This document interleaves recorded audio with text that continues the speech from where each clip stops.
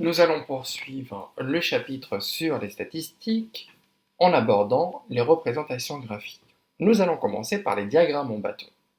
Remarque, le diagramme en bâton convient aux séries statistiques des deux types de caractères, que ce soit un caractère qualitatif ou un caractère quantitatif.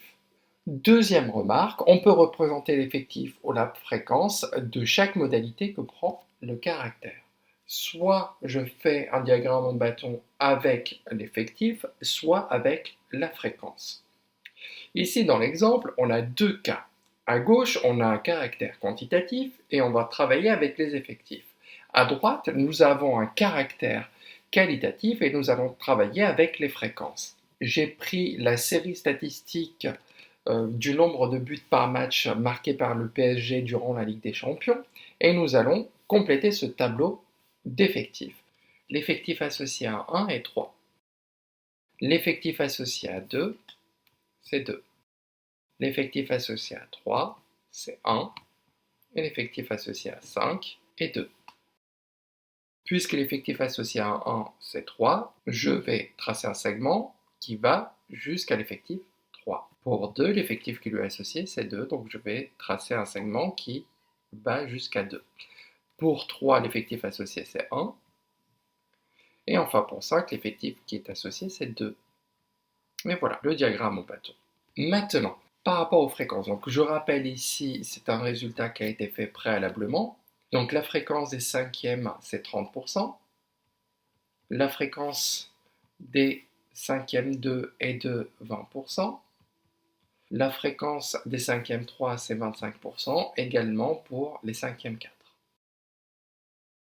Donc je vais représenter ici, pour les cinquièmes 1, c'est jusqu'à 30%. Pour les cinquièmes 2, c'est jusqu'à 20%. Pour les cinquièmes 3, c'est 25%. Et je viens au milieu. Et pour les cinquièmes 4, c'est 25% également. Ceci est un diagramme en bâton. Passons maintenant au diagramme circulaire. Remarque, le diagramme circulaire convient aux séries statistiques des deux types de caractères, que ce soit quantitatif ou qualitatif. On doit calculer la mesure de l'angle correspondant à chaque modalité par proportionnalité. Ici, on a un tableau d'effectifs et on va voir comment on fait pour trouver la mesure de l'angle correspondant à chaque modalité. L'effectif associé ici, c'est 30, l'effectif associé, c'est 16, et ainsi de suite. Le total, c'est 72. Par quoi je dois multiplier 72 pour trouver 360? Je dois multiplier par 5. Donc le coefficient de proportionnalité, c'est 5. Donc si je veux savoir quelle est la mesure associée à la modalité à pied, il va falloir que je fasse 130 multiplié par 5, ce qui me donne 150. Donc la mesure doit être de 150 degrés. Pour 16, je vais faire 16 fois 5, ce qui me fait 80. Pour 10 fois 5, ça me fait 50.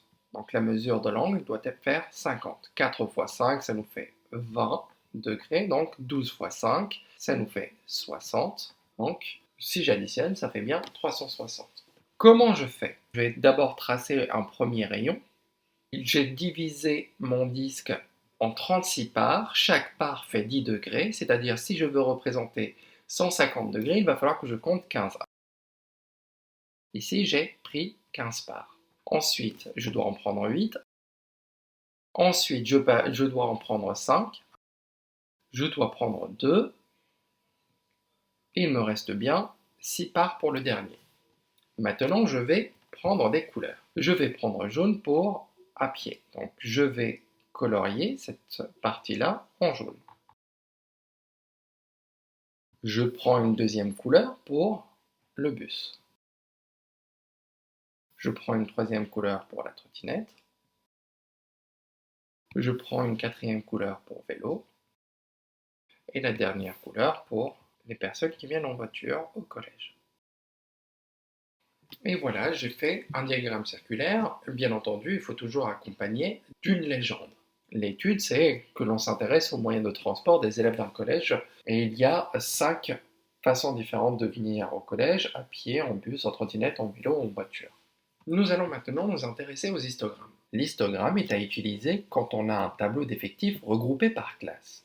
On a l'exemple qui a été préalablement étudié, Les effectifs, on les avait trouvés, c'était 4, 14 et 3, ce qui me fait un total de 21. Comment je fais pour représenter un histogramme?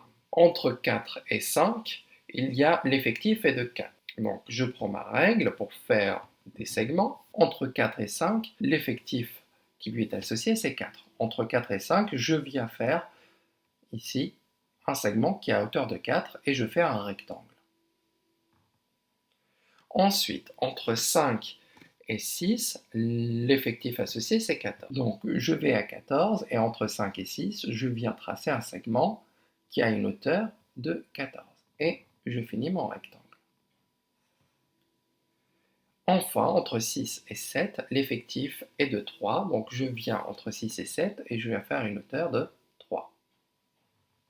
Je peux colorier pour que ça soit un peu plus présentable.